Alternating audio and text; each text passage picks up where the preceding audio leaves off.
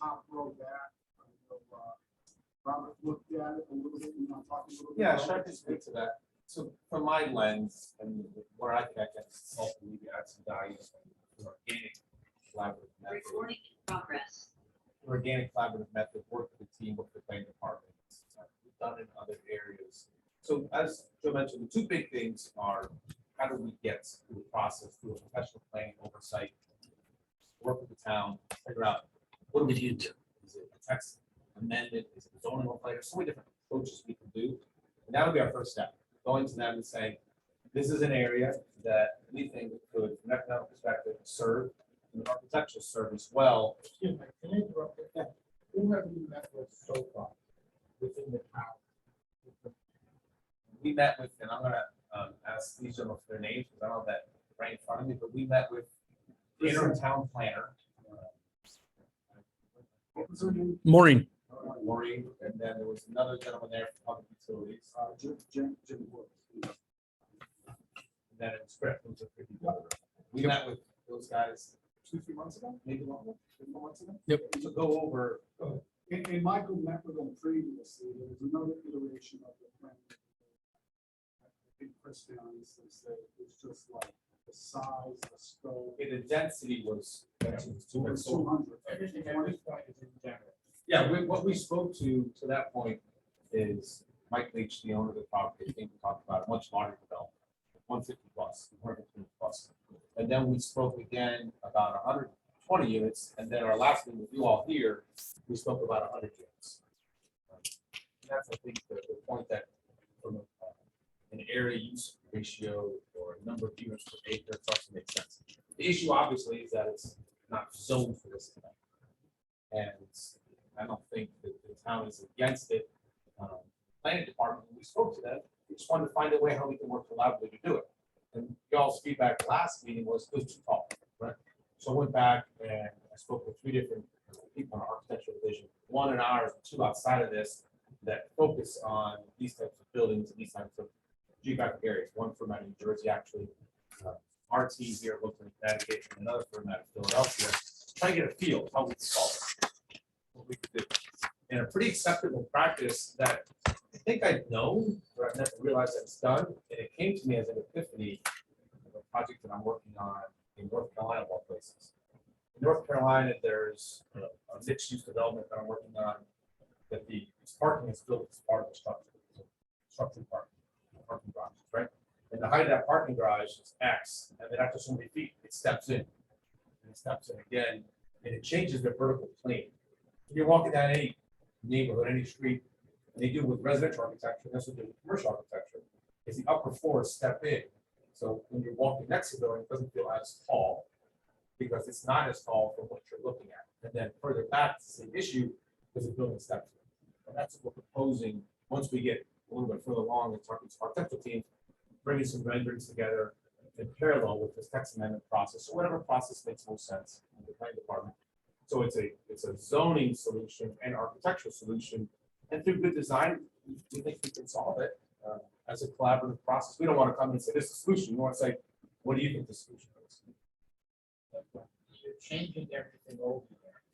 Just being straightforward. Sure, yes, please. That's what we're here. You're changing the whole concept over there. You sit down with the town fathers and discuss that. Okay? Not gonna waste your time, not gonna waste their time. So then, when you get down to the meat of it, then you're gonna, the ball's gonna roll. That part's very important. Okay. So, when you're talking the 3 stories, I understand now that you've chopped off the 4th story. What we're proposing is exactly what Robert just said.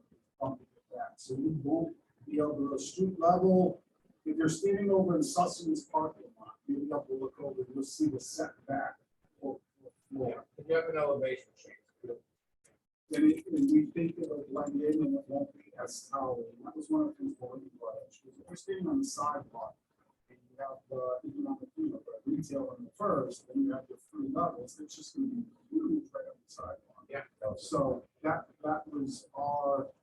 So I think obviously we have to work with the neighbors to talk about the site plans. I know Robert's done some initial work on it. Like average houses would see it, because you're right, that there's huge incline back there. You know, one house in the rear that has that nice deck actually looks over. We plan on doing a sketch. This is what you see today. This is what you see when it's done. I'm betting a nickel, and I didn't walk in the first step. But I'm betting a nickel today in the winter and the fall that you're seeing the roof of these buildings today. Right. And then the question is, what are you gonna see? You're gonna see it when we're done. It has to be better, right, than these Right. 80, 70, 80, 70-year-old buildings. Agenda on the corner, But. agenda on the corner of that would the be part of desk. process. Nope, right, corner of the desk right there. I was sitting on my place. Oh, there you go. You know, I really told that. Yes. And because we're a public forum, I told my friend what's happening. The question is, should he sell his house? He has quite a house there. But we sat here and we looked. I said, let's keep an open mind. Okay? Let's not say no to something. That's one thing that always got me to say no before yes, we're so far away. Will your project fit in there? Okay, and not affect the neighborhood? Because you know damn well when this really gets out, they're gonna first flip up. You're changing it. Okay, you're changing Chamberlain Highway, all right? So it's all the approach. I'm gonna stop talking now. It's all the approach, how you guys handle this to improve that area. And I think that's a good point. Now, give the numbers, right now, if you look at the Ferndale Plaza, it's 51,580 square feet. Only 20,000, 20.5 are really usable. It's, you got the daycare at 6,281 square feet, but it's essentially functionally obsolete. The Y was in there for a while. Now it's got a 10-year short term. The inline retail is exactly how we always see the trying to get Dr. Sparty when he's leaving. So you have a property currently that's 50% lighted under use. You have the old theater, you have the Carlton building, J, B and J, or J and B went in there and tried to go ahead and rehab it, and they ended up pulling out and selling it to Michael. So our thing is, look, we're going to work with the town. We understand all the things that go into it. We know we're going to have to talk to the neighbors, we're going to have to work hard, but for you guys to get any bang for the buck, as far as taxes, it really needs to change. Current property taxes are about $56,000 a year. Even if we were to see a tax abatement, we can exceed that by year 5. We'd be well over that. $100,000 in taxes. Right off the bat, so that positive tax. New stores coming in around the first floor. We'll probably retain some of the people that are currently renting, and then obviously there'll be additional stores. So to drive that area down, I mean, I don't know what's going on in the economic development portion. I know, you had the grocery store after Rogers, that didn't work out. You got a couple other places working. Sussman's Plaza, the whole is probably 60-70% vacant. Now, if you do 150 units, or 120 units, I'm sorry, Down to 100 now. down to 100 now. You're looking at potentially 150 to 200 new people, professionals that are going to be helping development of the Sussman's Plaza. So I guess the question I'd have, if I might, Ed asked a question, is it going to be 4 stories or 3 stories? And I don't think I got a clear answer yet. It's gonna be 4 stories. Okay, now I From an know. architectural perspective, the goal, based on the feedback from this meeting last week, last month, 2 months ago it was. And then the initial meeting we had with planning is to architecturally solve, make it appear as though from a vertical plane that it's not 3 stories. That's not 4 stories. It's not uncommon, and I can give you lots of examples. And when we get to that point to show renderings, to show images, not only of what we're proposing, but where it works elsewhere, like where it's been done. So I think that's going to be the only way that we're going to fit into your point. And then also, I don't say convincing neighbors, but feel make neighbors feel comfortable that it looks better than it does now. And that's what it's like. So I guess the next question, you had indicated that the parking would be under the building. No, so that's just the epiphany that came to me about how we can solve this with different projects that has, their product parking will not be under the door. But you said something about stepped, Yeah, so Parking. imagine, and And so I'm I'm gonna- trying to think about what it looks like Mhm. if that stepped version is on Chamberlain Highway. so picture a wedding cake, right? Right. This Yes. kind of. Do you know the name of a building anywhere that I might be able to pull up? I say the best thing you had, an image of. Yeah, the last time we were here, and I might do it, I was trying to check my internet, I might have it on my computer, but picture a wedding cake, right? It goes up this tall and then it steps in and you get the bride and groom on top, right? Little flash wedding cake. So this building would have 3 stories of your building cake mass, and then the top story would be shallow, skinny. And that would be the apartment section, the skinnier piece.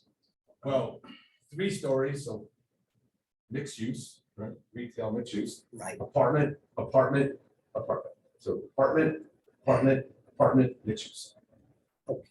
I understand what you're saying now, but the parking would be, not be under the No. building. Okay, I understand. That was the impression I got when you explained it a few moments ago.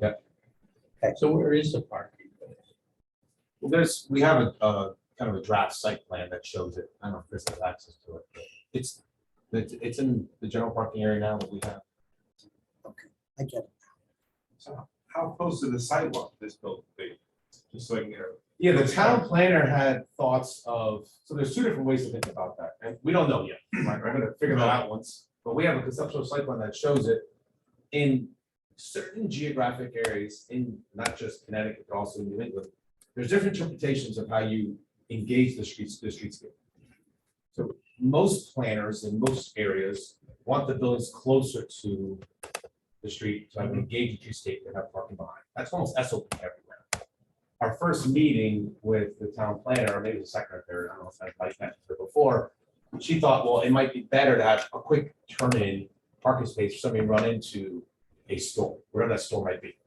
Coffee shop, donut shop, the liquor store that's there today, whatever it might be. So we're possibly modeling that out as well. That doesn't maybe give the offering of people want to walk up and down the street and then crossing our parking lot, so we don't know yet. Yeah. But it could be an offset of a parking space, so a 9x18 plus a half a drive aisle, plus a sidewalk. 9x18 being a parking space size, and a drive aisle, half of the drive aisle is 24, so it could be 40 feet from the front of the building, or it could be 15 feet. Looking at it from the Chamberlain Highway, it's an elevation change up already, and then you're. Yeah, so that house that we were talking about here, that house is up here in the corner. So I was walking around, and I think it's this one right here. That's the high deck. 99% sure it's that one. The It's one all, we were talking about, I'm not sure if it was that front. yeah, it's front or not, but that's one that's got the big deck, so. in That's this- that's the one that's way up on the hill? Yeah, right here. That's on Moreland or? Yeah. Okay, yeah, I was. Wasn't there. But to answer your That's question, actually Everett Street, across from like the Bouchards. The little side street that went by where the Kindercare was. Yeah. That's the neighborhood he's pointing to there. That's. to answer your question, this image shows that, it shows the building being part of the streetscape and the parking behind. And then we'll show another model, when we'll get to that point, we're pushing it back, and what does that mean? We're conceptualizing it. What we've been talking about a lot lately, is to try and figure out how much retail really would be beneficial here. And that's a study that Mike Leach has been doing a lot lately. So this orange zone here is thought to be the amenity space that supports the areas above, and then this pad, and then the blue supports the retail proportion. To get into that like 15,000-ish square foot of mixed use. More than that, he said he'd never been able to lease in the area. Just not the demand. And maybe the demand grows, and that's what this purpose of this is. If the demand grows, this is another site for retail. on this side. So essentially, the building will be pushed back off the road. Are you looking at doing the parking in front of the building as the planner had mentioned, or is that to be determined? Whatever makes sense. And that was part of our, I guess, conundrum. Heard what you said, and heard a lot of the fourth floor sound about the issues that are created with solve that, so.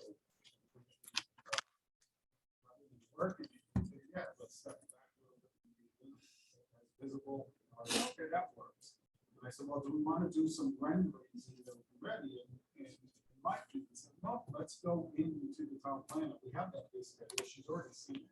Let's sit down and find a way that we can make this work. We don't want to come in and take the round peg and shove it in the square hole and say, this is what we're doing. We want to work. And I think that's what's motivated me to do this work with Robert. It's just a really nice, but we know the numbers. Everybody understands the mathematics got to work, the finance has to work. But if we're gonna do the new retail, we're gonna do the new housing, we're gonna have to march hand in hand with the town and really come up with something. So that's sort of where we're at now, and I think the important part for us, for you guys, was, this is truly the economic development, right? You guys get involved in that, and so what we're asking is, take a look at the economic development, see if that kind of makes sense. Reason why that's just to move forward with the plan. And look, we may go get to the planning process and either various members of planning and zoning commission, or Maureen or others, and it just won't work. And then we'll have to figure out what we do from there. But currently you have a plaza, that's an important part of the town. It should be an anchor to development over there along with the Sussmans. And we just can't get off the ground with anything. And the leasing aspect is part of the reason why just moving straight out to commercial all the way, it's just not feasible. Mike has honestly said it, look, if this can't go, I don't know what else I'm gonna do with that thing. It's kind of like, it stays the way it is. It's not long for the whole paint store, the Carlton's building. I don't know what's gonna happen with this, so we think we give it a go, so we can sit with planning and zoning, really come up with a plan that works for everybody. Good. Joe, I said at our last meeting, I'll say it again tonight, I'm encouraged by your willingness to sit down with the town versus just give us a design and a plan and say, hey, this is what we're doing, you like it or not. So that's good. And I also listened to you speak a few moments ago regarding the numbers in that area with respect to square footage leased, revenue being marginal tax revenue, and we all understand that. The thing that I have a concern about is the neighbors. I think it's important to engage them sooner rather than later. Because some people are happy in that neighborhood with the quietness of what's there. So I'm afraid that you go through all of this with us planning everything, and then you got to drop it like a complete package in the neighbor's lap. And I think if you include the neighbors in the early part of it, you might be better off. We talked to Mike about this. I just think that if you had a session with them, and say, hey, and you bring them on early, You have the early design charrette. so they don't feel that they're at the tail end, I think you'll do much better off, because I think it's not that difficult to figure out that a project that's done properly is a good idea for that area, because that area, well, from an economic development standpoint, certainly, some of the neighbors would disagree, but I think the sooner you engage the neighbors and tell them, hey, we're just starting, can we get some of your thoughts? This is what we're thinking. I think you'll be much better off, because you might be able to fix things right away. And then when you get to the end, they'll say, hey, man, Joe and Rob fixed this stuff and we met on the early on. So you may want to, I don't know how you do that. You meet them in Sussman's empty grocery store. I don't know how you do it, but. I mean, that is, it's funny that you're saying exactly that, because that's what we were talking. I said, okay, you think next steps. So, we're on the call and we said, okay, hopefully we get to the EDC, they're really looking at it from the economic development, and it's an opportunity. We know the planning is going to come up. So what we had asked Chris is to grab the town planner again. We're going to come back in and go through it. Hey, we cleared this first hurdle. We understand there's more hurdles to come. Give it to us again. What are your thoughts? Do you really want that setback? Do you really want that turnaround? What about this? Do you think this addresses it? And then the thought process was, I was going to be just like in the old days, grab the plants and go around knocking on the neighbors, and having an open house is something that will work. We don't want to be like some of the other developments that tried to come around, different the metal lane development. What a nightmare that was. They came in, everything was done. And we talked about it. It just doesn't work anymore. You gotta be flexible. It doesn't work in any towns around here. Everybody And tries they to do came it. in, and this is what it is. If you don't give it to us, we're suing you, right?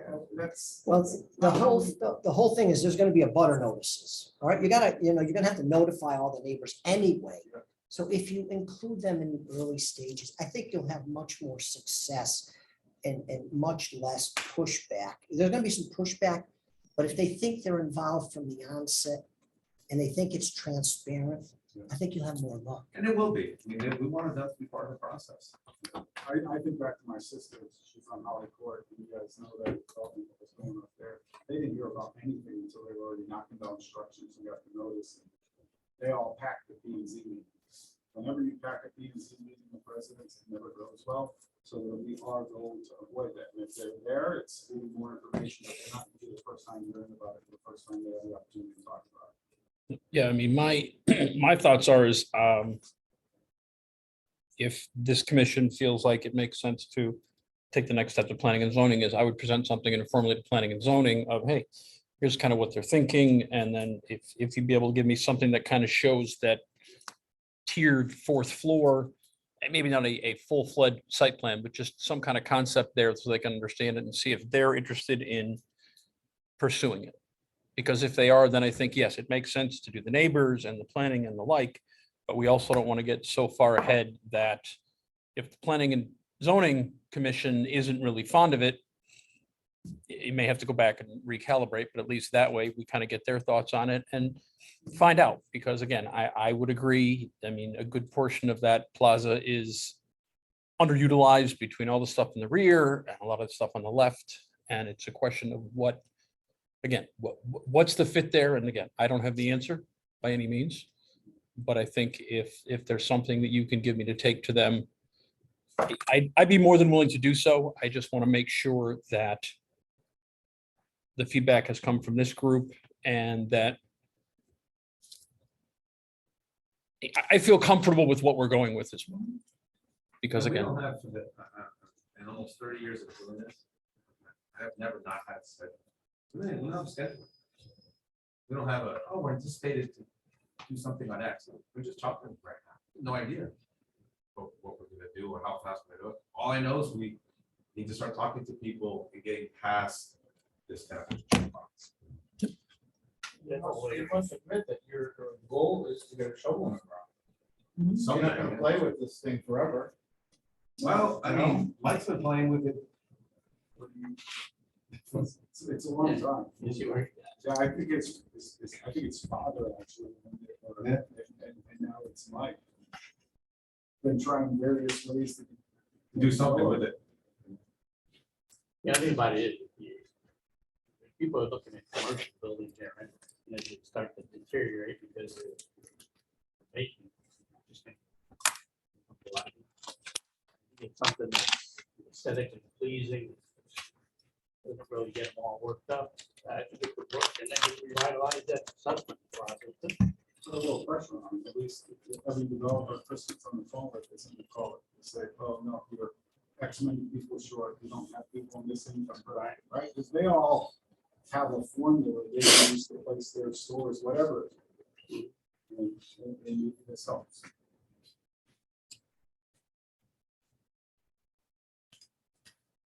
I mean, right now, I don't see anything better going in there, so. It's a matter of, you know, like, if it's concern, you know, the neighbors around there, to get them involved, because that's where you get your biggest pushback. One of my first houses would be Katie, and I'm sure that they're right there on Everett too, so. It's gonna be a shock, you know, people care. Yeah. Because they're gonna think the worst, and they're gonna take it and blow it up from there, okay? I think we all know how people think, okay? That's why I'm saying your concept could work, okay? But you're on the Chamberlain Highway, it's even in our regs, or our plan of development, totally linked, okay? This is your old-fashioned farmland, okay? This is how we think here, all right? There's a piece of tranquility driving down Chamberlain Highway, and you're gonna ruin it. That's what they're gonna say, okay? So your concept can work, there's no doubt about it. It's how you go about it, and yeah, I mean, if you still want to stay with 4 stories and use that as a bargaining chip, so be it. I'm just telling you, it's not gonna work. How much taller is that than the building that's there now? That's got a pitched roof on it. It's got 2 stories. It does, I don't know the exact. I haven't modeled it yet. Yeah. I mean, Because the we'll bike have an shop image was up of on it. the second floor, right? Yeah, and then there's Okay. a pitched roof as well, so it's pretty tall now. Yeah. And we'll have existing versus proposed imagery, you know, that says that by You know, what's side. nice about that is it's got the hill, it's a hill and back too, so And the hill and back will. kind of would take the curse off the thing a little bit. And even if we want, even if like, I've been to enough B and Z meetings. you know, Yeah, and we're totally open to that. Especially, to that point, Joe, especially right now, we're planning to, based on this current concept, based on the parking that's required, or we think is gonna be required. We're planning to sort that. Well enough alone. Right, I think it would be to your advantage actually to have that, because Leave it alone. Yeah. That's the that's like concept what goes a on the movie theater street. is or what. You're gonna have picture of? No, this will probably be a flat roof. And 4 stories would be what, 45 feet? Yeah, I mean, I'd say so. I mean, it's 45 feet of the datum of the sidewalk. Yeah, I mean, it depends how we frame it. So if we're gonna do it out of all wood, it might be a little taller, all steel, be a little shorter. Right now, you can't buy either, so it really doesn't matter. And I'm not exaggerating, you can't get any product. So there's street view right there at the moment. You can't see it incredibly well because my thing for some reason is a little It's dark, not- but The building on the far left, that floor to floor is probably meeting structure to structure, you know, is at least 12.6, 14 feet. That's a 5 pitch, I can do the top real quick. The building to the left isn't short, to your point, right? yeah, so at present, to get some perspective here, this building is vacant, the daycare, this entire back building's vacant, and this entire building's vacant. Does that sound correct? Yeah. And then I know he's got at least 2 vacancies in here because I believe the credit union just left, so. Alrighty, I think this gives us something to chew on a little bit later in the agenda. We have you guys under planning and zoning, so I think we'll kind of move our way through and then, Yeah, we just appreciate the opportunity, we appreciate your time. You get us going, that we know there'll be some hurdles, and I think everybody's prepared, Mike is prepared, and whatever form that takes. when I come in, so This is it. Do we want to talk about this now, Chris? it's up In to you case they guys. have questions? I think it's good if they stay around. My next question is gonna be, is there anyone on this commission, because you've been here twice now, okay? So you might as well start getting a feel for what's going on from us. They might as well. Is there anyone on the commission that is opposed to this project? And if so, let's tell them why. I think it's only fair.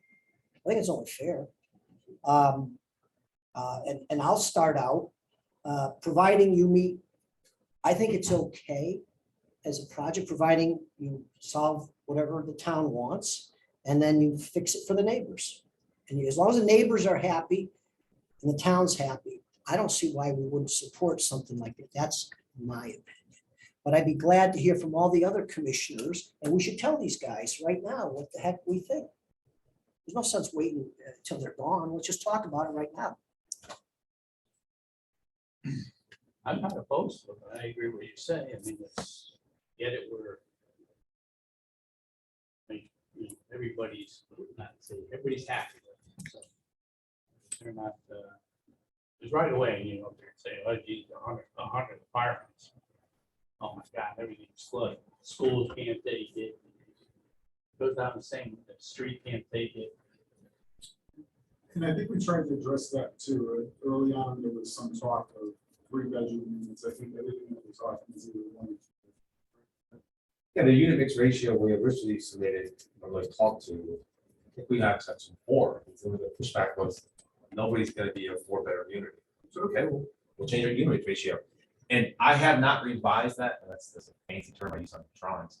However many units, number 1, number 2, number 3. This concept of stepping it up, stepping it back, I haven't even thought about how big the units would be. And, where does it make sense to have a 3-unit versus a 2? But this goes back to this whole solution through good architecture.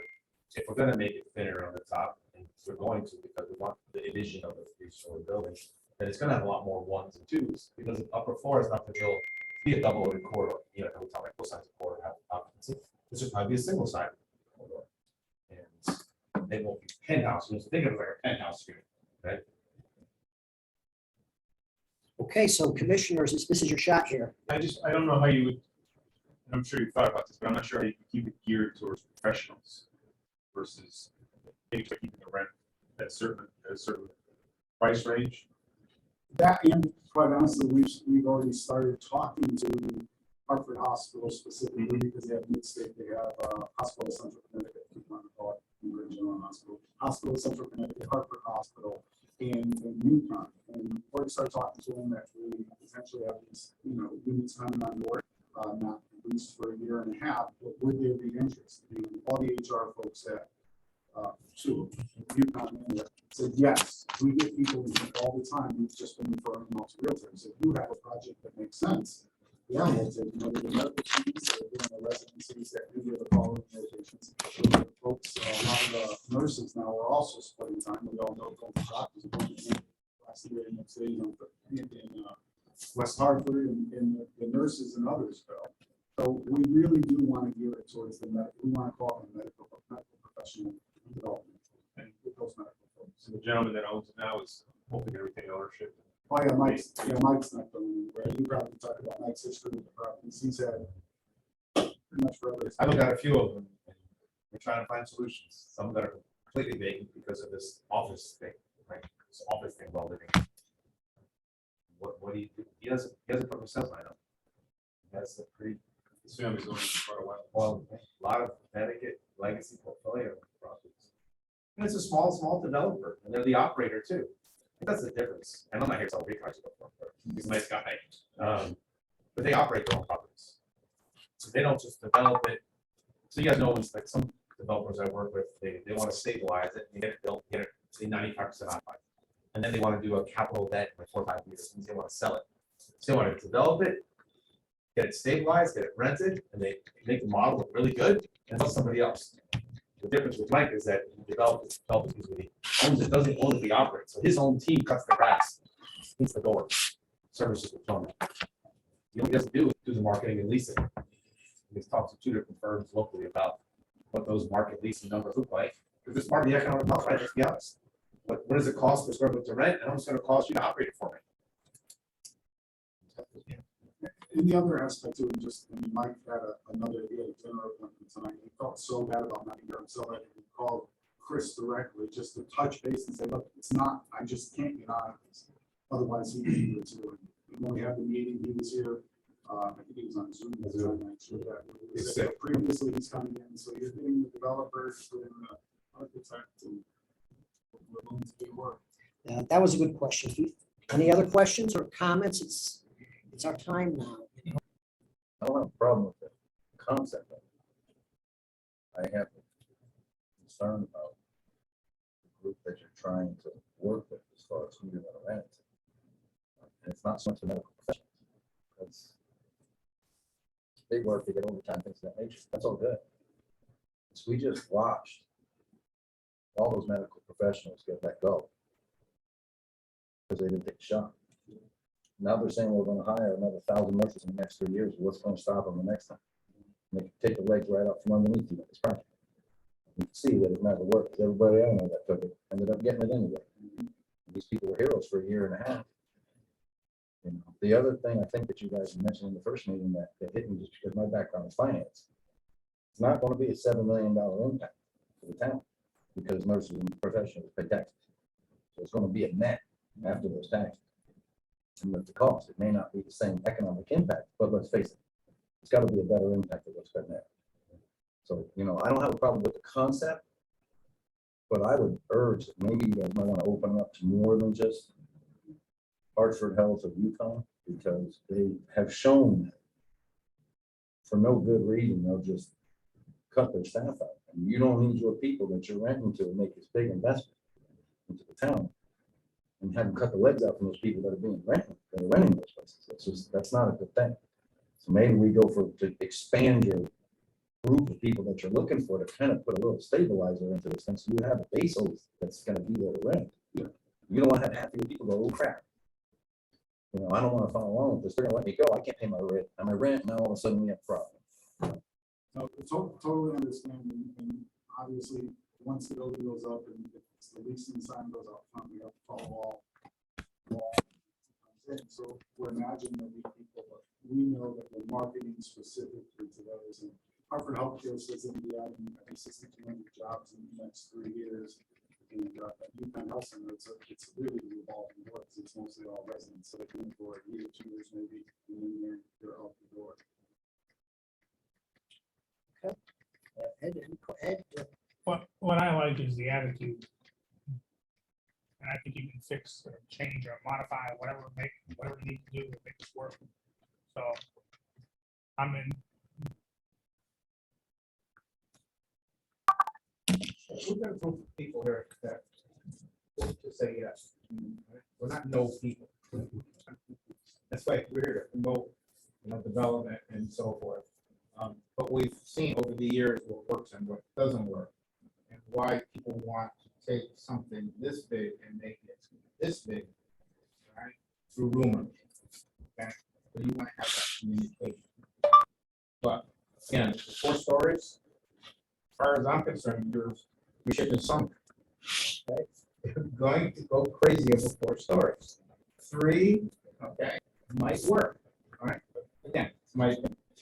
All right, but yeah, we're yes people, so we want to work. Clearly, you are, I mean, you and I have been in this policy, this law has been, it's changed quite dramatically over the past 4 years, in my opinion. To the good side, we have development going down on the train station, but sweat and tears into getting out and doing that stuff, so I think we are heading right. Chris? We're gonna get, yeah, they are coming, or at least that's what he's telling us anyway.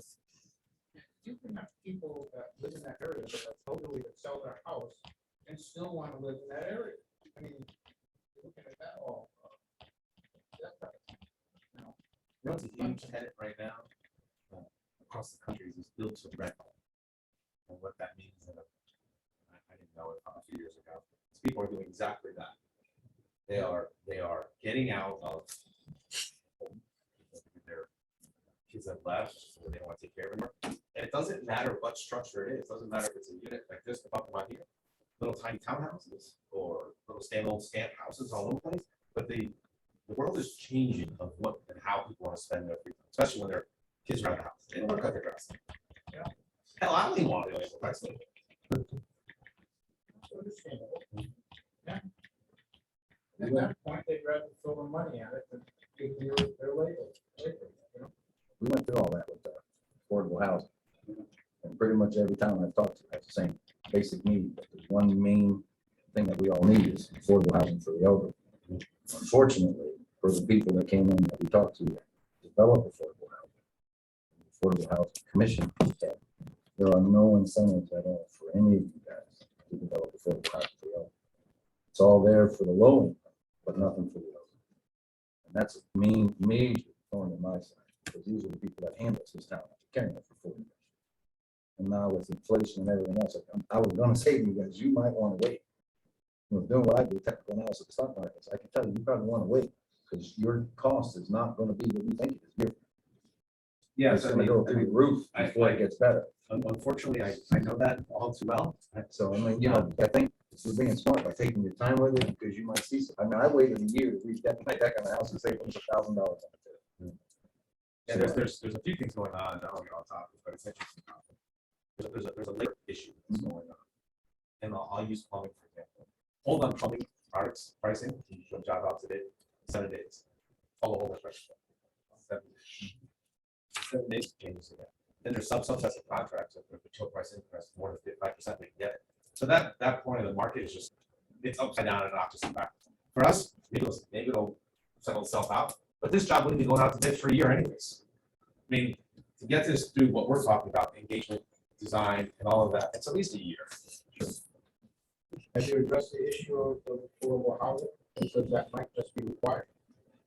And again, we, 10%. yeah, the early conversations with Chris and the town planner, we're very flexible. I know you guys are close on your numbers. You know, we said, Chris initially said, would you consider, with 20%, we'll work with you. Tell us what your numbers, I know you have the development going over, behind Navy property there, right? And we're the only town in the entire state with 2 consecutive moratoriums on the affordable housing. If you're short, we'll work with you. Well, and my question would be, or what I'm getting is that everybody's comfortable with me going forward, at least having a conversation with planning and zoning with the concept, kind of see what kind of feedback they get, and then we'll kind of take it from there. It's kind of, I don't know if the right word to say, it's a quick area because for years and years and years, we want stores in there, and we put 2 in. And then they didn't support.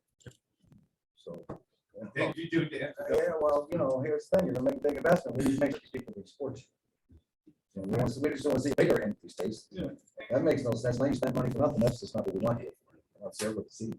We don't want to put words up with anybody else and probably gonna say that probably the actual values that we're going to get one into the tenant.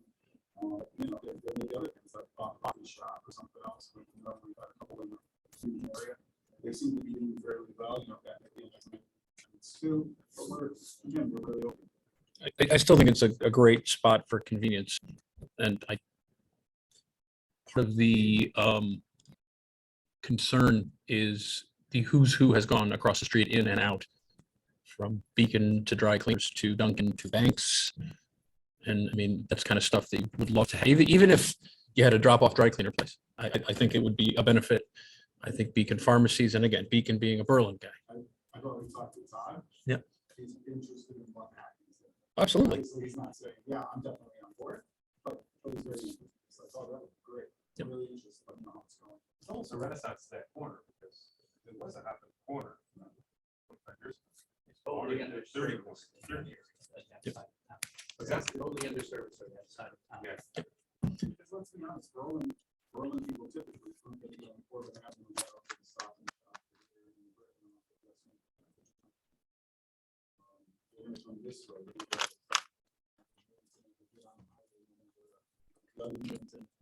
So trying to keep people there is the goal. And you think that was the case, but I can tell you right now, they would say bananas are 20 cents more. And they would drive to the center of town, spend $3 in gas, to save 20 cents a banana. Made no sense. And this was service that was right there in the community. Right there to support it, and keep it going. And they did, and they had hot, you've been in, they had hot food the whole night. I'm like, why? Why wouldn't you support this? You wanted it. Yeah. You pay 20 cents more, big deal. But it's right next to your house. And Roger lived in the town. He was I a know. town guy, right? He's doing it. That's what was so frustrating. Part of it was current owner, but that's all.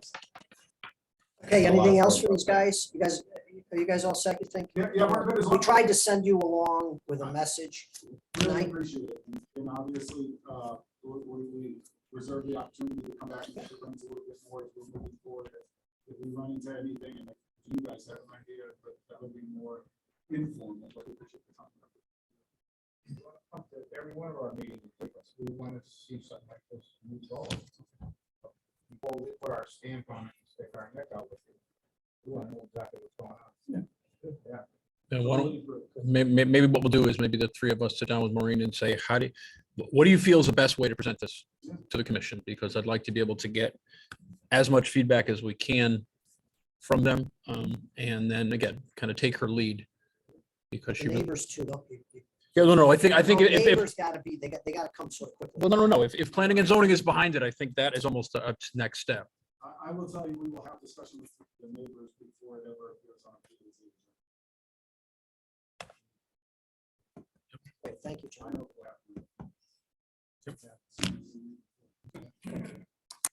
right. Again, thank you. Thank you for your flexibility.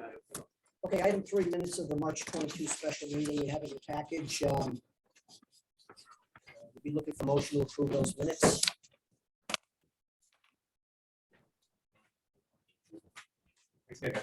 Thank you. Right.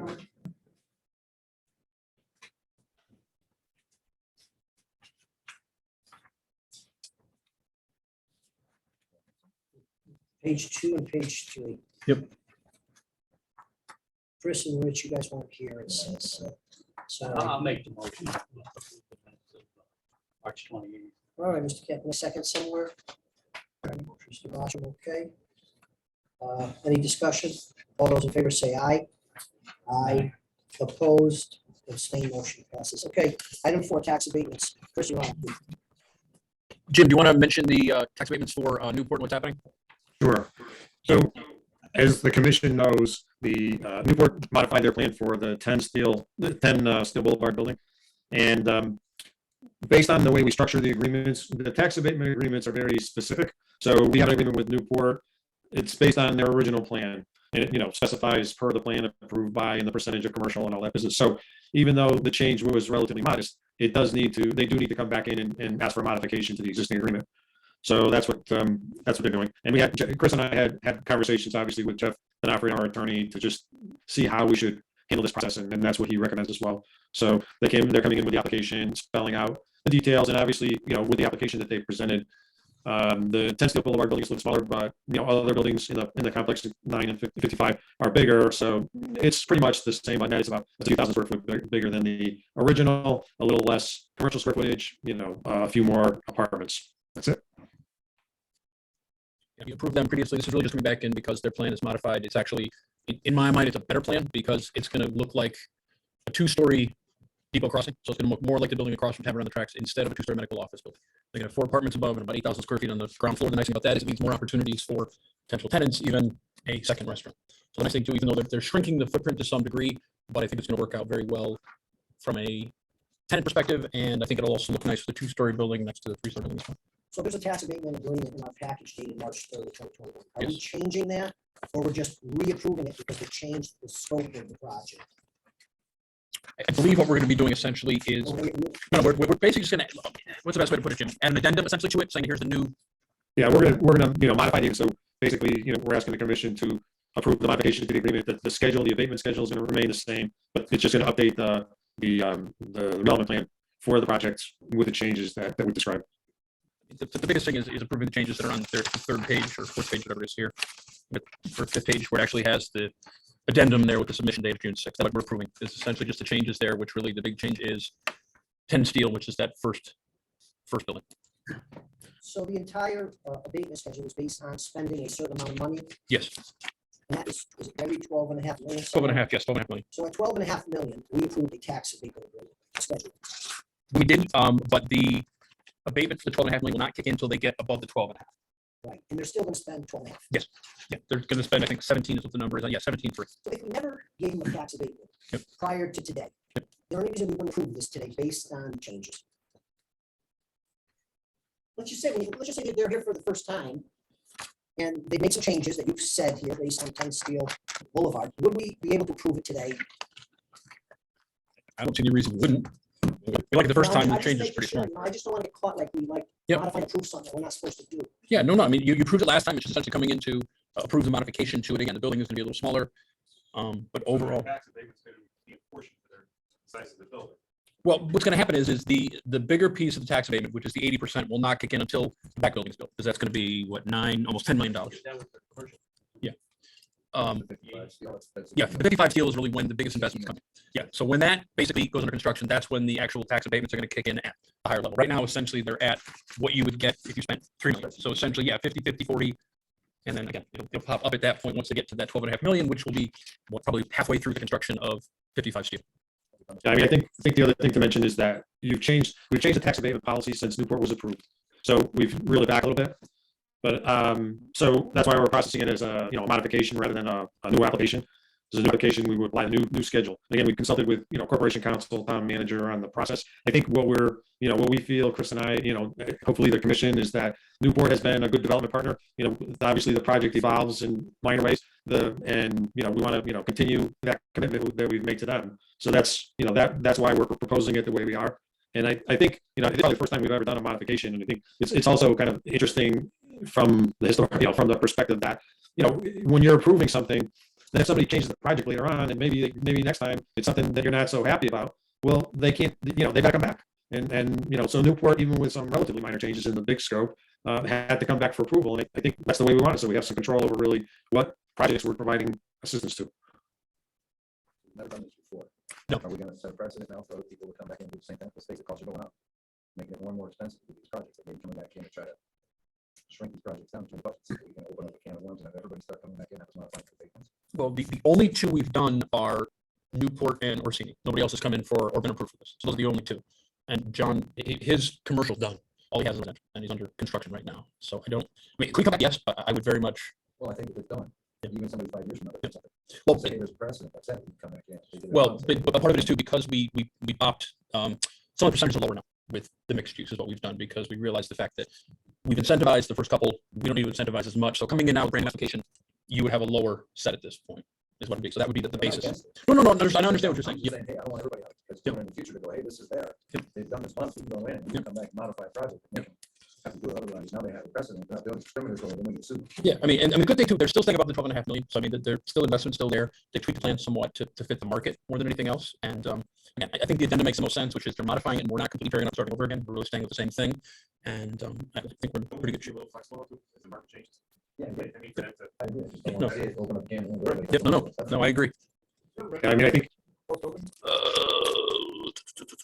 just to say that I think that the other way to look at it here is really, if anybody modifies a project, they have to come back in. And if you don't like the project as they modify it, you can pull the tax abatement. So I think you have the discretion, and this really expands the discretion you have.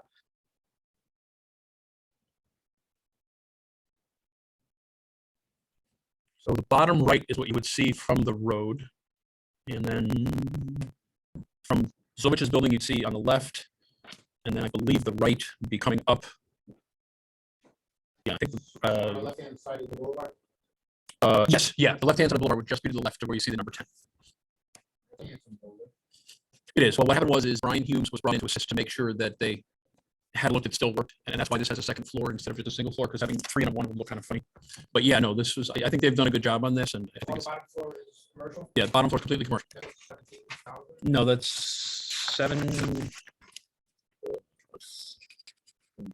7,600.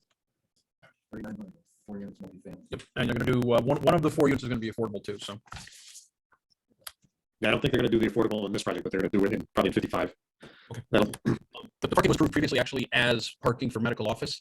And that is the highest rate of parking we had in town, so I think parking will be more than adequate. just run it. Yeah, it'll be basically around the back side of the building, because the building's gonna be up closer to the road. But yeah, the parking essentially is going back towards Zovich's building at that point. So you would like us to approve addendum to the original approved plan based on state. Yes.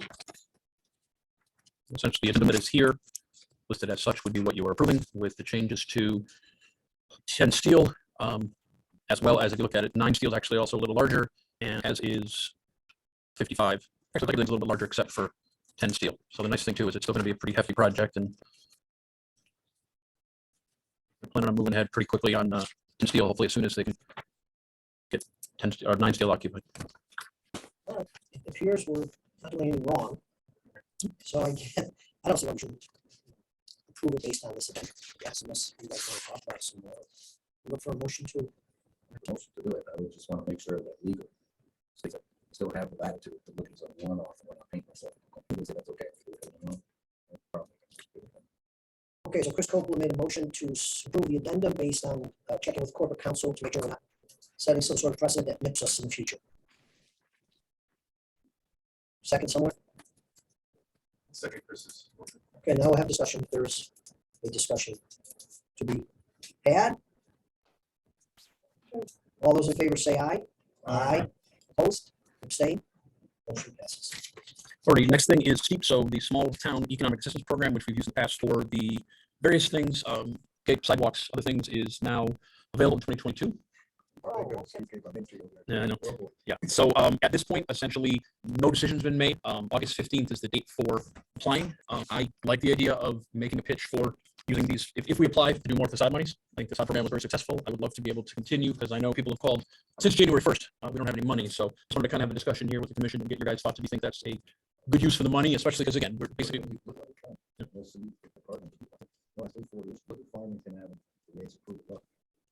This is the old bridal shop on the corner, across from Kent Market. Look what a great. yeah, Gorski. Great job. Beautiful. How much you need to get people to feel comfortable, everything's lit up and it's pretty, they don't have a problem walking on the site. You're not gonna do that in the hill in the meeting. I'm sure we apply for Jim this time. 500,000 is the max. So we You do want to do that. Is there anybody that's That's a million opposed? expenditure, right? The fact that we. That's big. Is this money going to be just for Farmington Avenue Main Street area or? I mean, we can decide what we want to do with it. I mean, I know right now it's New Britain Road, Farmington Avenue, Main Street, Mill Street, and Webster Square. I'm gonna say down to, actually, all of Webster Square. Is it just TOD kind of? Well, what we did last time is we said we would do at least 50% of the monies. We did like 75% within a half mile. But the DOT is not involved at all with this. So I don't think, again, if we wanted to say yes, we'll do 51% by the train station, great. But I think going outside the area too would be good. I don't necessarily say, hey, great, we're gonna make it. Points down to fund. You know, look at Tasman. You pass it down the road as it comes down. And some of those buildings they did on their own. Yep. We couldn't help.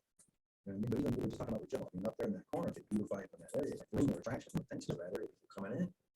And does it help us get the $500,000 if we keep it around the train station? Well, TOD is one of their priorities, so, you know, that's why we did it last time. So we have to keep that in mind too. I mean, I think even if we said, hey, look, we're gonna do 51%, a half mile goes all the way out to focus on one end, and I'm not even sure how far, a good portion down to Britain Road. So I mean, we're talking about a big core area as well. And I know there are numerous buildings that definitely could use. So at this point, we have to create a map of where it starts and where it ends. That would be my recommendation is, yeah, we would create a new map to say this is where it would be eligible. This is kind of our core area. We want to do whatever 51% within that area, the TOD area. I think all in favor of buying this money. Oh, yeah. Okay, great. I think the only thing that's a good question is what area, where the map starts and stops. As wide as you can, but I'll cut you come through, I guess. Yeah, so maybe we could look at, before you submit, what areas. Absolutely. Yeah, we definitely, even if it's a special meeting. Because if we make a mistake, they can just say, well, it's 250, so it's not $500,000. You know what I mean? Yep. So we want to encourage them as much as we can for that. How about if we show them, or from your opinion, if we show them what we did with the money before and the improvements that were done and how it spurred development? Yeah, we Made it work? Yep. Yeah, we have the befores and we can now take the afters, and yeah, that would be, I think that'd be a good idea to have the visual piece of it there. So, Okay, we're good. so we want to take Ed's as a first. We'll get a second and just get the official vote I made a motion to. to apply to Steve. Yeah, for I'll 5,000. second that. Chris Coppola, any further discussion? All those in favor say aye. Aye. Opposed, abstained, motion passes. RFI planning and zoning. Alrighty, Oh, this is Jim. this is Mr. Jim.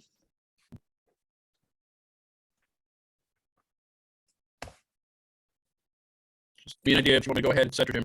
Okay, I'm not seeing the share screen. Have you got it up? Oh yeah, I have to do the share your screen thing. That would work. My second question is, maybe it's No.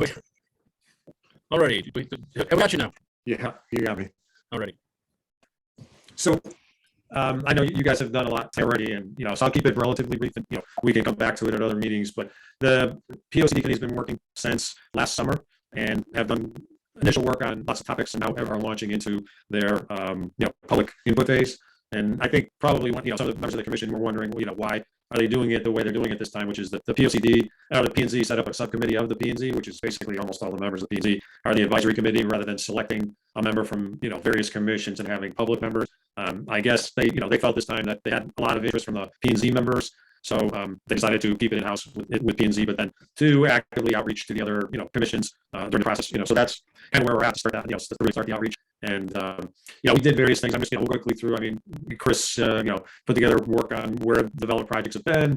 And, we got a lot of mapping we're doing is kind of, it's going to have a visual image of where things are happening. We looked at the TEDS areas. Go back to the TEDS. Yeah, we looked at all of the areas, what's happening in the TEDS areas.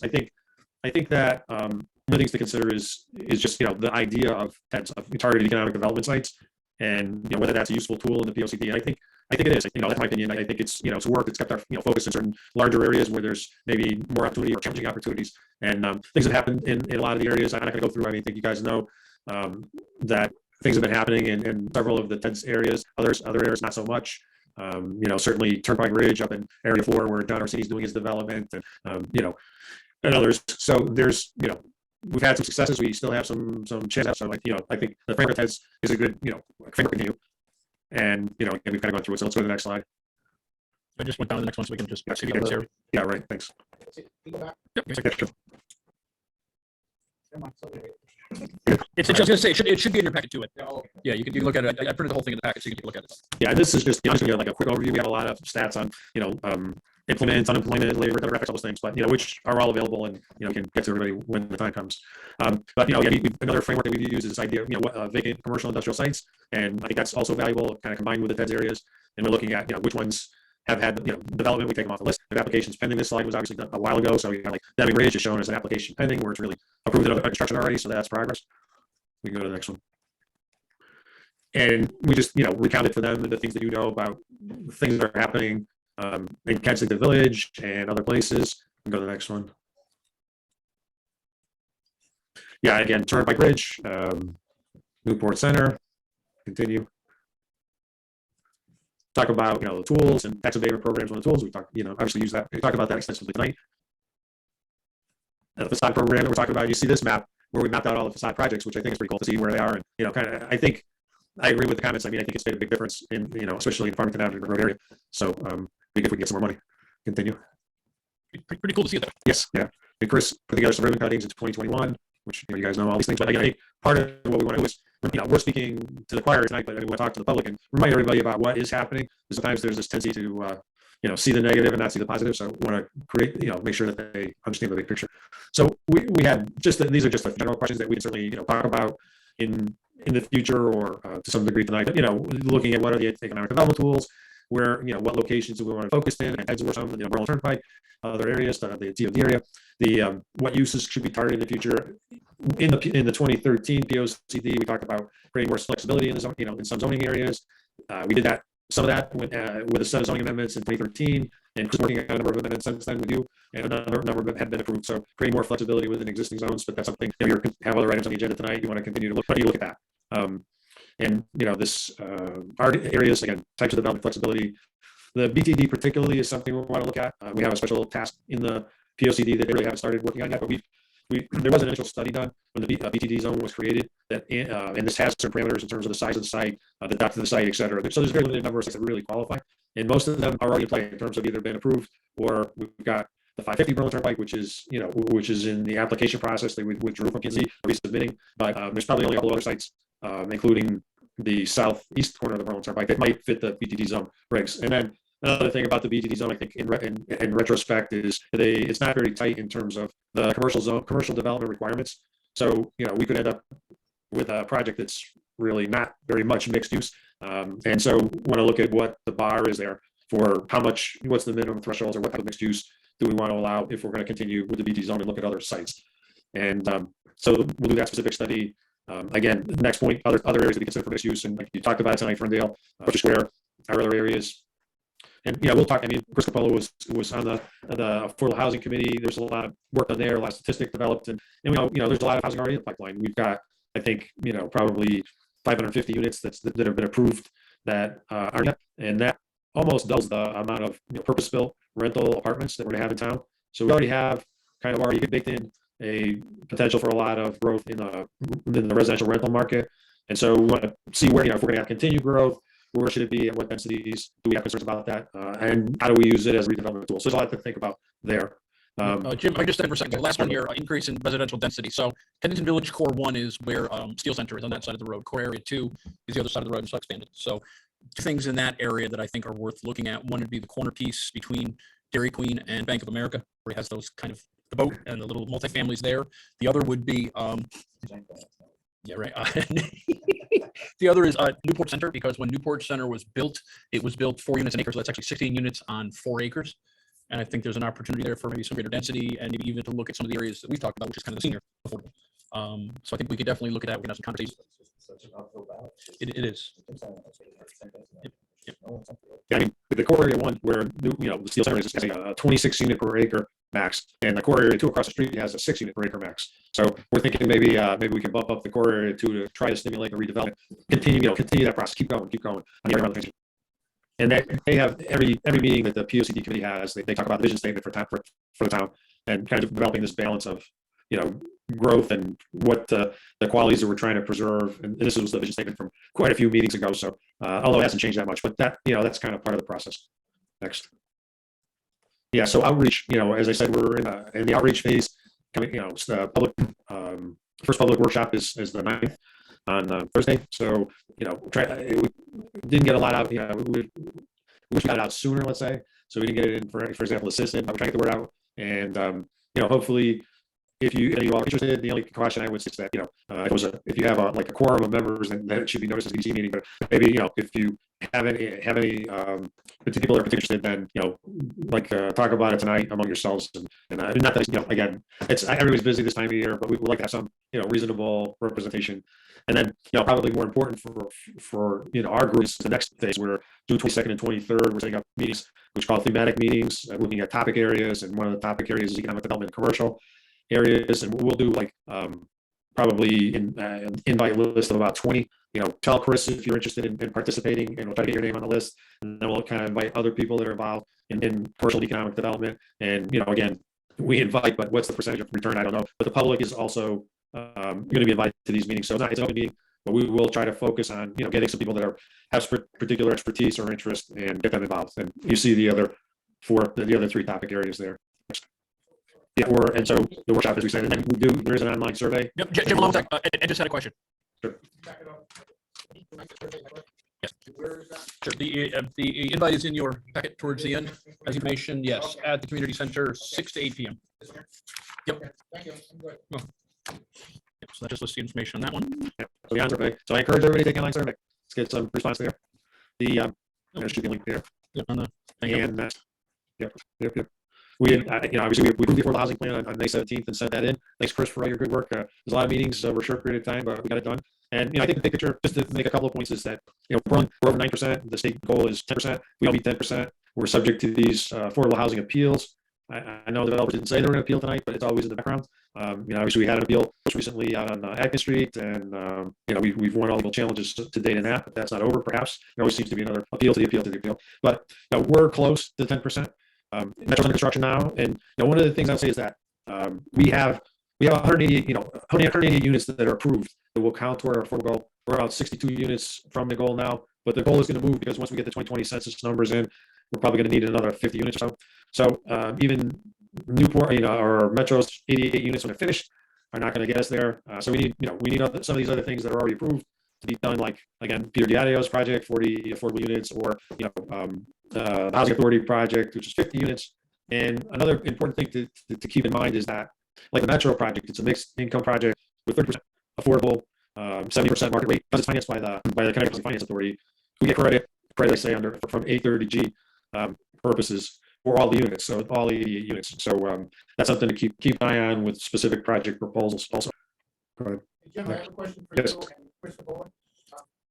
Through the plan of conservation and development, is there talk about having mandatory 10% affordable housing in any new residential development to us keep up with those numbers? There's a set of recommendations that are going to be, for further study.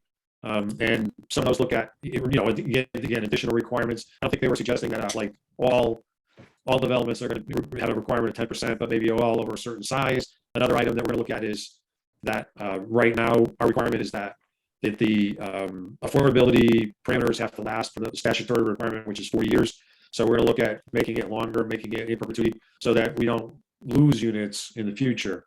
So there's a whole set of recommendations and things to look at to create more affordable housing. And I think, again, as was mentioned earlier, there's a need, a desire for more senior affordable housing, challenges in terms of funding, but that's something we want to look at. Another area that was highlighted was affordable home ownership, which we really don't have any at this point.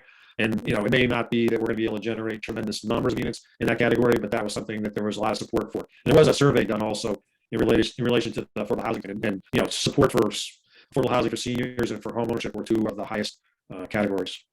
do you think there's an appetite for condos? Because I mean, that may be an avenue for affordable home ownership. I don't know if there's any interest. It seems, correct if I'm wrong, but it seems like we have to find over so finance. Yep. It's hard for them. Gotcha. The material costs won't be good, but it's definitely needed. Just one thing, Jim, is to make sure it's clear on the affordability deeding.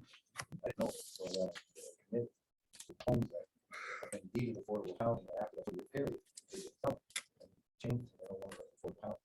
We want to keep them affordable, so we're not losing the base homes out of town that are affordable, because now they buy them, they're switching over, and we lose them.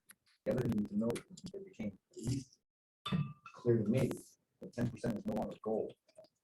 So those that they put out there, they can change this. Whenever they want. So it's not going to be we hit 10%, we're going to be wrong, they can change.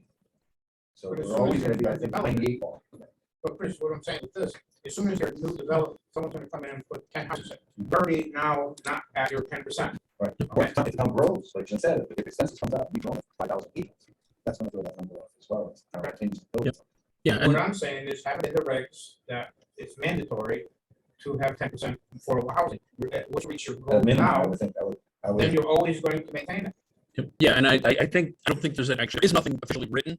But I know- Pushback on Yeah, it. just say- Yeah, I mean, everything that's come to planning and zoning is, it's been, will you do some affordable? And I Um, think the chapter findings, it almost kind of mandates that you have to have that in there. when you get it.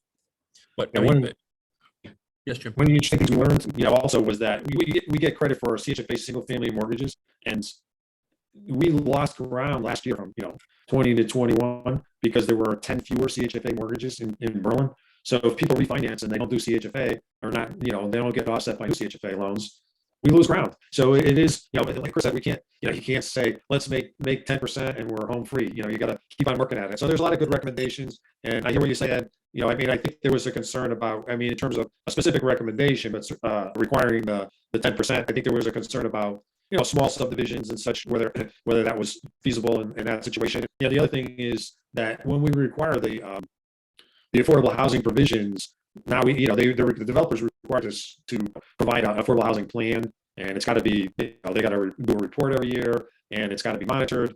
So there's administrative cost and all that, whether it's 1 unit or 200 units. So again, it's something that could be on the table, but I'm just trying to give you an idea why they're recommending it as an absolute. It's at least part of the discussion, though. Yeah, sure. Okay. Have a discussion, have to say, Well, no, be able to push stuff through. and I think you're definitely right. Alrighty. Thank you, Jim. Yep, and then just to say, and again, on affordable housing, it's built and CO'd.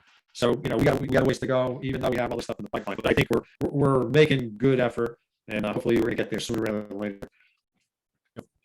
Alrighty. Very good, thank you. Thank you. Yeah. Thanks, Jim. Good to see all you guys. Thanks, Everyone, Jim. Yeah, as we said, I discussed it, but with POCD, I can come and fill in any meeting, so we can just schedule things in the future. But now's the time to start getting involved. And then what's going to happen is public engagement in June, and they're not going to meet. The POCD committee will meet in the summer, and the consultants going to start working on draft reports, so that you'll have reports that people can start to react to, or more documents to consider. And then in the fall, we'll launch that. So that's what we have to look forward to. I have one more question. Sure. Any discussions on, Hilltop? Have they addressed Yeah. that at all?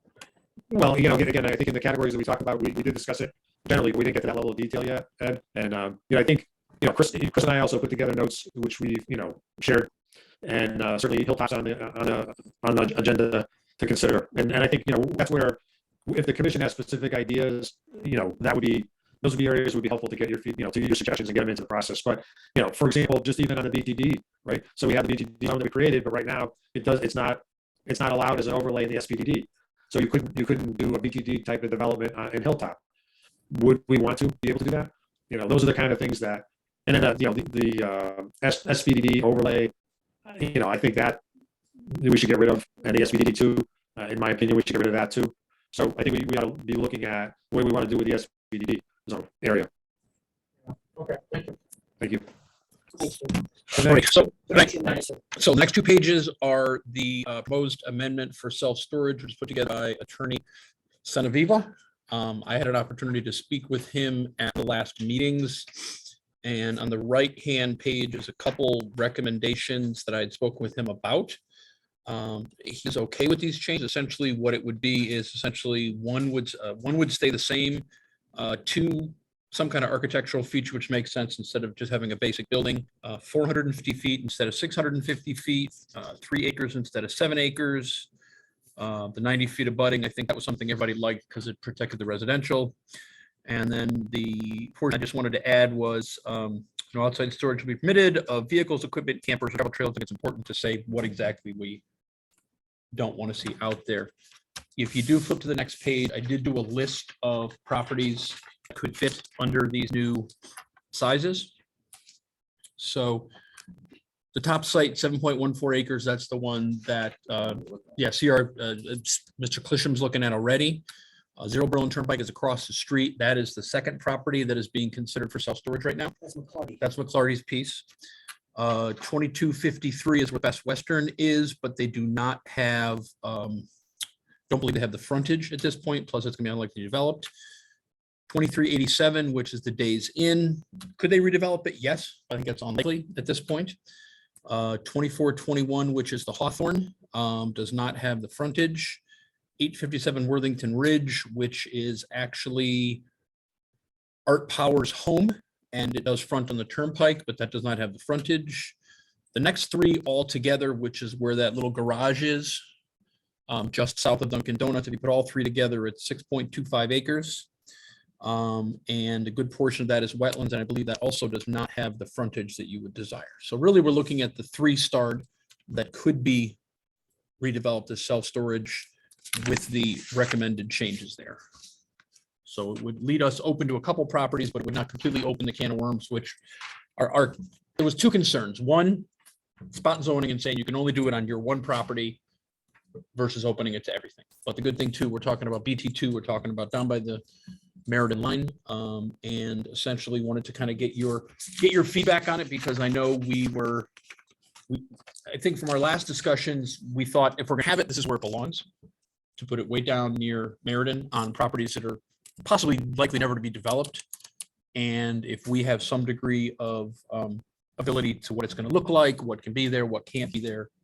So just wanted to kind of open the discussion on that. And I mean, the good thing too is Attorney Senaviva was good to go with the recommendations that I have there on that second page. So he has no problem with it. So So we still have the ability to look at them one-off and prove them. What goes through, they can make it go. if, My concern is you're Yep. gonna have one on one side of the turnpike, Yep. 7 acre piece. right? Yep. For all of those storage units. Yep. Right across the street. Yep. There could be another one more. Is there enough demand in the town to be able to fill both of those? from they've been telling me, and from the numbers that Mr. Clishan was mentioning, yes. With the new apartments coming on board, there will be enough need. And with prices going up 20%, they can't Yeah. make that claim, because we don't know what they're disposing of. That's true. Yep. So Chris, item 2, you say maybe take this out. So the architectural feature, Yeah, you're thinking about ASIN. well, no, initially I was, but then it made sense because if there's some kind of architectural feature, it's going to break it up from just being a box, which I think is really, we don't want to see that. So 'Cause, we're leaving 2 in. yeah, I think leaving 2 in makes the most sense, because you also, You want me to take a picture of the one that's in North Haven? I can go right down Route 5 to my office and I can take pictures of that one. Yeah. That's the first, no, the second guy's okay. okay, I would also say in 2. Yep. On the text amendment. Yep. I would say features, plural, not just one, such as towers or something else.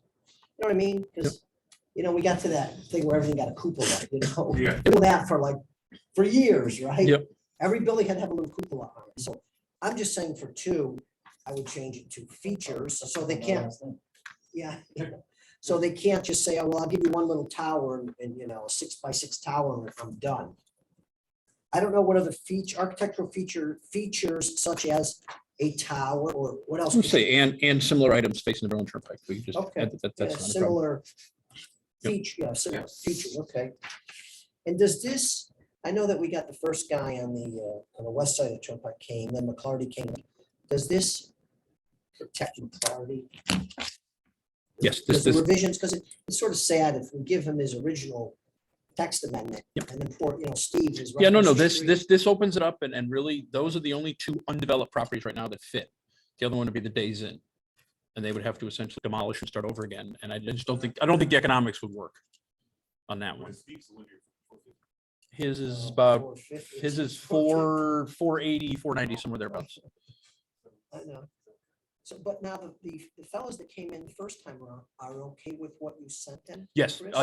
Dennis Seviva represents J.R. Clisham, who was the first guy. So yes, they're fine with this new language and the changes that I've proposed on the right-hand page here. So I'm looking for a synonym for the word item, because I don't like the word item. Probably the most important thing with this kind of development, or any development, Component. that it should be designed so it couldn't be abused in the future. That they end up having a whole bunch of junk that's physically visible from that turnpike. Yeah, I was gonna say, I think that's where 6 comes in, on the very bottom, which is why I want to add that language of vehicles, equipment, campers, et cetera. Because that's the kind of thing, if you think about it, usually when you see something, including by Dairy Queen, it is those type of things. You can add boats. I was gonna say, yeah, now that I think about it, I'm gonna add boats. Add boats. No, the design itself, we can never allow it. Yep. Not just say it can't happen or shouldn't happen. Because you know how things get abused. Do you need us to say okay to this? I would say to get your blessing, because what I'm gonna do is go back to Maureen and Attorney Senator and find out whether or not they can modify the existing request, or if they're gonna come with a brand new text amendment with the new pieces we have in mind. So I would prefer a vote to this here. We need to make it as constrained. Yep. As possible. Oh, that's what I was saying. Yep. Make sure that we don't have something through the cracks. Yep. Alrighty, so, Quick question. sure. Observation. Yes. As far as the travel trailers. Yep. You know, I've seen that equipment or vehicles and stuff like that, but say we're to allow travel trailers, campers. Yep. We kind of get those possibly out of the neighborhoods. Which might be beneficial in that respect. Right now they use the fairgrounds to store a bunch. But they have to be out on a certain date and stuff. I don't know if that was just something to think about. I think like. The only thing that's that on the- leaves the door open is somebody abandoning the thing there. That's another issue, you're right. Or if we have somebody from Cromwell that wants to park there, then your goal of taking RVs off and campers Right. off One of of my Berlin. objectives is- Yeah, one of your objectives gets Just-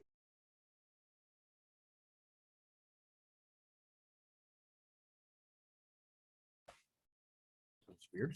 Apparently I needed everybody by accident. The property has minimum continuous linear frontage of 450 feet on the Berlin Turnpike. 4, the property is developed, has a minimum lot area of no less than 3 acres. We're gonna leave it in place. It says the property so developed maintains a minimum setback of 90 feet from abutting residential or residential zone property, and no outside storage shall be permitted of vehicles, equipment, campers, boats, or travel trailers. Do we have a second somewhere? I'll second that. Stefanelli, any further discussion? All those in favor say aye. Aye. Opposed, abstained, motion passes. Okay, the next one we already conquered.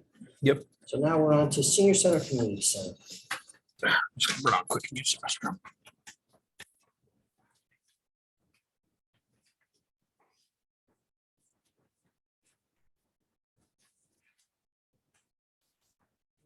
Chris. Oh, Lord.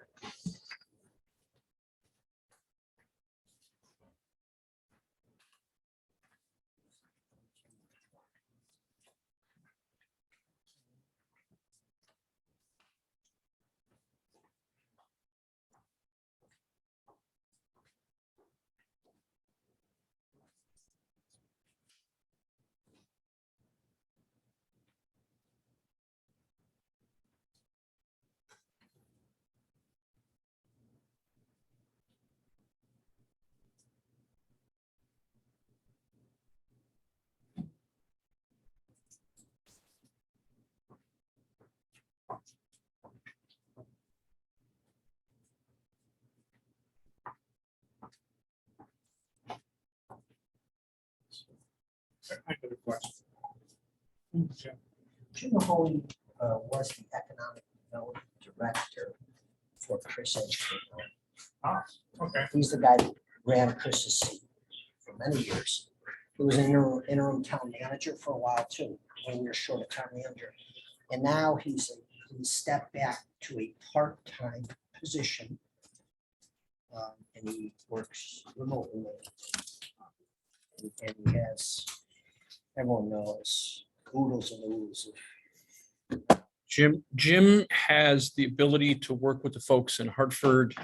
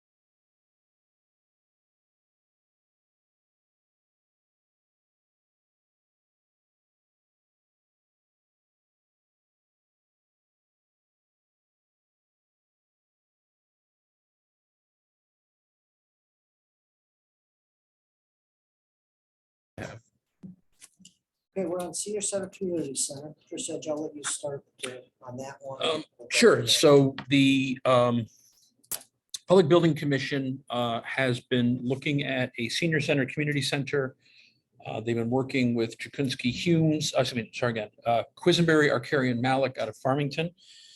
They were using the $750,000 that Mr. Arasimowitz got us a couple of years ago. And there's been numerous discussions at this point. I believe the last one is somewhere in the vicinity of about 65,000 square feet, I believe, for the 72,000. 17,000 square feet, which I think would put it probably top 30 size buildings in the entire community.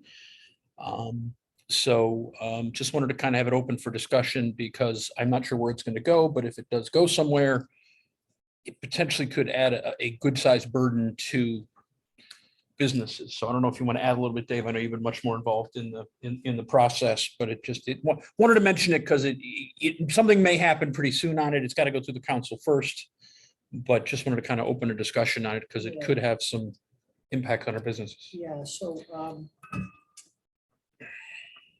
oh, Lord, we got the grant for $750. Statement of needs were made by the planning and the Parks and Rec Commission did a statement of need, and the Commission on Aging did a statement of need. Those two statement of needs went to the architect, and he designed a 72,000 square foot facility with 3 pools, et cetera, et cetera, et cetera. The town council last July established a 6-member subcommittee to research and evaluate the potential of creating a new community center, senior center combination on the Patterson Way site across from the high school. We started, I was one of the members of it. We started that in September, having our meetings and doing our research and going out to look at all different sites in towns and YMCA's in different locations as an option also. And in the end, we created a 34-page report on April 17th that we handed off to the town council.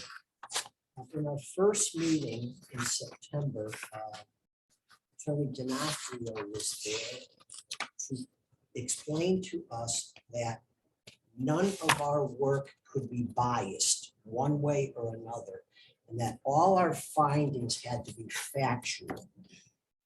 We couldn't favor one project or another. Our job was just to present the facts to town council. So that's what we did on April 17th. We turned over our report, and that committee is done. That subcommittee is all done. We're all absolved.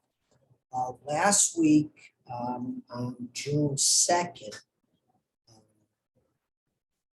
the town held 2 informational sessions at the senior center for the public. One was at 1 o'clock in the afternoon, and the other was at 6:30, so that the town council could get feedback from the public regarding the potential for building a 72,000 square foot facility on that site. And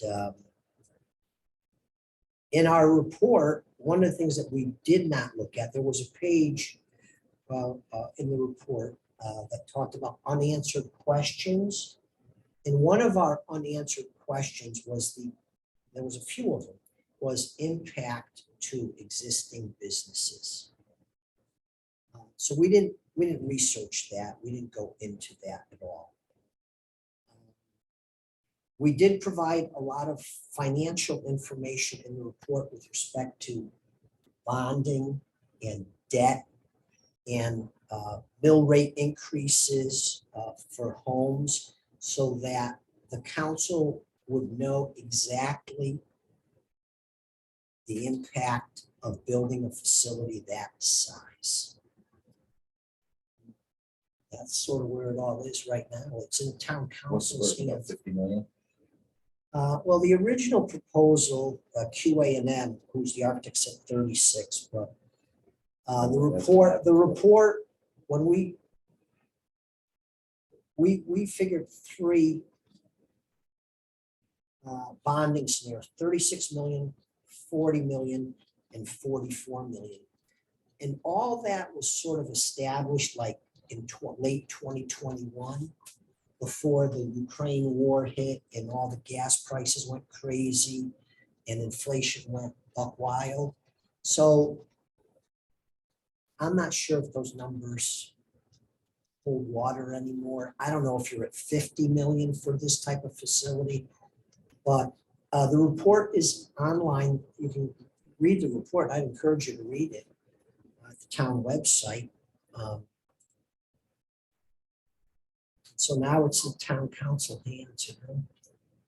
But there's a lot of excellent, there really is a lot of excellent information where we stand on, with respect to bonding, with respect to per capita debt. You know, we looked at 22 central Connecticut towns, per capita bonded debt. Then we looked at the CROG region, which is 38 towns. We looked at that, where we stand with that. And then we looked at per capita bonded debt for 169 towns. And it's all in the report where we stand. So it was eye-opening for me. It was eye-opening for me too, as I went through. There's really a lot of information there. So out of curiosity, what was the discussion stating that it would affect business? We never had that discussion. We didn't have time to get into that All right, but discussion. that was mentioned. It was mentioned as an unanswered question from us that council should consider it and think about it. So you're talking about not necessarily businesses, but commercial property. No, I think we were talking about businesses. You know, gyms, CrossFits. What impact does that new 72,000 square foot facility have on other existing businesses, you know? Okay. I think It has that's the what, same type of service. yeah, that's what we were looking at, that type of thing. So So another question, David. Did they have an idea that they want to deplete some of the bonded debt of the, like, from the high school and so forth before they move forward with something that large? well, moving forward is a town council decision, not ours. So we can't have an opinion. Our little 6-member committee can't have an opinion. Yeah. Attorney D'Onofrio told us that on day one.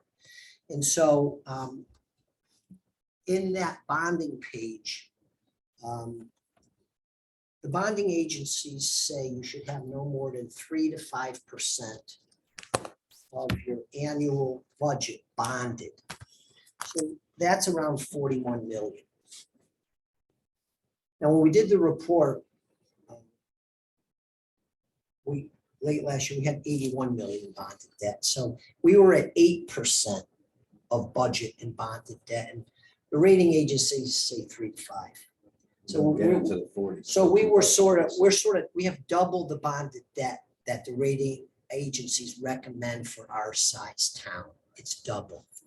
So now that's information the council, you know, we just gave them the facts. We can't tell them what to do. They just told us, provide us the facts and then we'll decide. So, Okay. so that's, So the only way this is gonna be built is we have a rich uncle. That's about it. Or if it passes the voters, if it goes out to the voters. yeah, so It would have to, wouldn't it? yeah. Yeah, would have to, yeah, the council would have to basically approve the concept and send it to the voters for a vote, Yeah, if and- they believe that's what Right, they. and anything over 5 million must be approved by the voters, so it would have to go to referendum. One of the problems we had is we were shooting to finish our report such that you could have a referendum this November. The problem is, if you're gonna have a referendum this November, May 17th, which already passed, town council has to sort of start the process of getting the bonding package ready, having public hearings and all that stuff. And they've started it. They're a little bit behind the curve now. The mayor indicated in those information sessions on June 2nd at the senior center that we may not make a November referendum because we don't have enough time. We may have to, if they decide to have a referendum, they may have to push it out to April of 2023 when they have the budget vote. That's the next option. Oh. That's another option. In that package, there's also an option to have the YMCA, the New Britain, Berlin, Meriden YMCA, that's the group, has expressed some interest in building a YMCA on that site. And we interviewed them and we provided questions to them and they provided answers. In the end, the last 5 pages of the report are pros and cons of the town-run 72,000 square foot facility and pros and cons of the YMCA option. And the last page, page 34, is our conclusion, but no recommendations. So you did take into consideration what it's gonna cost to run that, so. Yeah, oh yeah, $100,000, looks like in the report, with all of the different positions that they're putting in. How much? It was probably 400,000 or 500,000, I thought, salary. So now everything's been 50 million. So when I did my little bit of research, I haven't done a ton of due diligence. But you get 50 million, that's gonna go out there. We have HVAC systems that need to be changed. And that's a 30-year project, maybe you bond something like that. But 50 million, and then throw tax burden onto the exact seniors. Just barely afford to keep their heads above water right now. And then all of those salaries, because let's face it, someone needs to be watching those pools. Yeah. Because they don't say, oh, it's Christmas, I can't leave today. So there's gonna be 24/7 coverage. My gut tells me where the issue is not so much gonna be competition for the businesses in town with the senior center. And most of the seniors I talked to said they just wanna have somewhere that they can go, it's updated, not where we see it's old, it's dilapidated. What they have now. so what, one of the things Chris just referred to, and there's a page in the report that we referred to. There's a lot of other bonding projects that are on the horizon. There's a 10-year plan. Mentioned there's HVAC systems that we have to do in all the elementary schools. There's a lot of other bonding that's already been planned for the next 10 years. And we looked at or we mentioned that they should look at, if we were to bond 40, 45, or 50 million for this facility, we probably would have to push all those other bonding projects way out. Okay, it looks like page 20 here. I have the report up. I just want to grab page 20. Other upcoming bonding projects. So what Chris is talking about is not a wish list, it's mandatory. If you have HVAC that needs repair, Yeah, why don't you you gotta just, do it. Chris has the report. I don't know if you can see it. That's the page of other bonding projects. in Yeah, the so I'll report. just go through it quick. So FY24, library roof, fire vehicles, HVAC Griswold Hubbard, $7 million. FY25, town hall roof, 1.2 million, HVAC Griswold Hubbard, another, that's 6 million, so 13 million over those 2 years. FY26, library chiller replacement, paper goods pond dam, pool building at Percival, boiler at Hubbard, boiler at Willard, boiler at Griswold, that's 4.8 million in FY26, FY27, pool building, East Berlin, senior center roof, boiler Hubbard, boiler Willard, boiler Griswold, window replacement at McGee for 2.1 million, so that's another 5 million. And then in FY28 and beyond, fire vehicles, 3.2 million, rescue trucks, 1 million, replace turf at Scalise, 1 million, window replacement, Willard, Hubbard, Griswold, 1.5, 1.2, 1.3. So you're looking at, let's see, 24, 7 million, 25, 6 million, 26, 5 million, 27, 5 million, 28 and beyond, 9.2 million. So there is literally, let's see, 7, 6, 13, 17, 22, $31 million that is essentially stuff that's going to be needed, because I don't think any of them, again, I don't know about the pools, but you're going to have to do a chiller, you're going to have to do HVAC, you're going to have to do roofs, you're going to have to do fire vehicles. So there's another $30 million that's there that we're going to be adding to the bonding as we retire bonding in 26. I believe in 26, we retire the bonds from a couple different things, including, I believe, Go down to like 40 something. the golf course and a couple other things. High school. None of those are luxury. They No. have to be Well, done. Fiscally responsible. You're Yeah. not gonna bond the fire truck. You're gonna pay for it as you need it. Yeah. Because you're not gonna bond it for 30 years and have it used for like 10. That makes no financial sense. Unless we get a big chunk of grant from somewhere. The community center is just a wish list. So there's a page in there, Chris Yeah. Edge, Mhm. about fundraising, grants, all that stuff. Okay. And there is a page in there. Yep. And we talked to Senator Lopes, Kathy Abercrombie, and State Rep Donald Beach. Because a lot of. Oh, fundraising some and of our grants, 25. Fundraising and grants, it's 25. page 25. You cannot get any fundraising or grants approved until or submitted until you have a referendum approved project. Okay. So if you're going out on a $45 million project, because we had people come and talk to our subcommittee, said, oh, you can raise money, you can get grants, and you don't have to spend all that money. And so we did our research, and no one will look at a project. He's on the page now, until you have a referendum approved project. So the voters would have to approve, let's say, a $45 million project. And then you go to try grants and get fundraising, and you just don't know how much you're gonna get.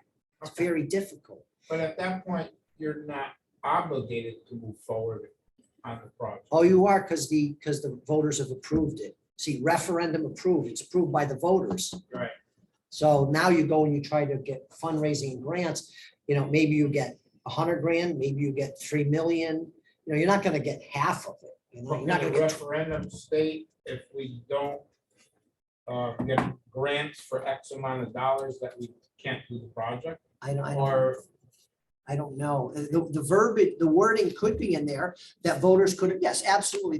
The referendum question could say, voters are asked to approve a $45 million project, providing we get half in grants. right, Yeah, they can do that, but, Right. but because whatever we can afford. Yeah. That's Well, what it amounts to. And what my thoughts are, and we'll just take a look at state of Connecticut, because that's usually the first place we're going to go, is Don is going to be second term. We're going to get a freshman representative in the 83rd because Abercrombie's gone. Rick Lopes, who's our senator. I don't know. I think the Meriden Y just got $1 million recently. Like they got $1 million because they were having a tough time. Right. Somehow Rick Lopes, I think, got him $1 million. I don't know what you would get, but I don't, based on, each. I have no idea. It could be zero, but it's not going to be half or a quarter or, Right. it's not going to be big numbers. We were not too It's optimistic. talking a lot of money. We're talking a lot of steam, Yeah. a lot of steam. And actually, if there's also a page, operating budget. If you look at, we did the budget, Yeah, here it What it goes. would So cost- 12, 13. there's an operating budget, and I Yeah, think what's it's the 2 $2 points.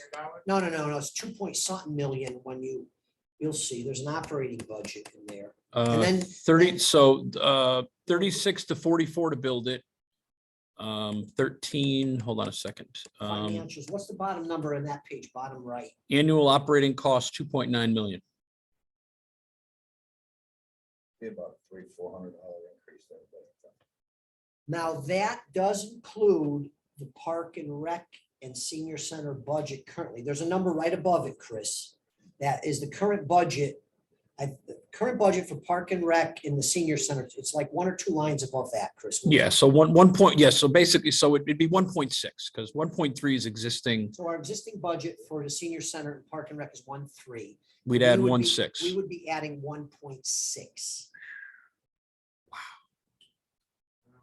In annual operating costs. And those are just, and now let's be real, those are just projections from town staff. You know what I mean? Right. Those are just, that's what they project. Yeah. So, The only thing I think that's ever gonna bail us out is if you had a major development, commercial development that came to town, that's gonna generate a large chunk of tax dollars per year. Otherwise, I'm sorry, I give you a lot of credit, both of you, for putting this together, No, and I would love to see it, you know? and you know what, But I don't Chris, know if it's ever gonna happen. I would, Chris, if you want, you could forward that report to everyone on, I would encourage you to, what we should do? Yep. Is Chris, because it's on the agenda tonight to discuss the impact on other businesses, then every one of us, you guys should have a copy of it. Chris Edge has it. Yep, You give can me, forward give it me to 30 everyone. seconds, I will do that. And you should read it because if we want to make a statement about the impact on businesses, let's say we look at it, and we say, it's okay, it's not going to impact anything. Or we look at it and we believe it's going to have a large impact on a bunch of businesses